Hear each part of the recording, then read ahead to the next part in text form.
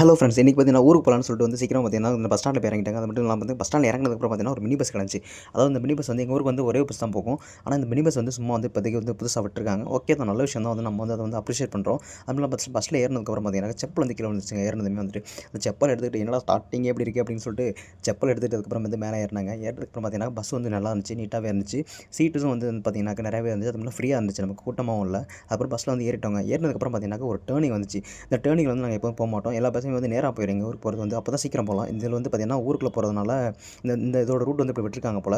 இது பார்த்தீங்கன்னா எங்கேயும் காடு மேடெல்லாம் சுற்றி வந்து எங்கேயும் வந்து சுற்றி சுற்றி போணுச்சு. அதுக்கப்புறம் பார்த்தீங்கன்னா சரி சீக்கிரம் போயிடலாம்னு நினச்சிட்டு இருந்தேன். அதுக்கப்புறம் பார்த்தா ரொம்ப லேட் ஆயிடுச்சுங்க. ரொம்ப லேட்டாகி எப்படி சொல்கிறது, அரை மணி நேரம் இதிலே வந்து ஓடிடுச்சு.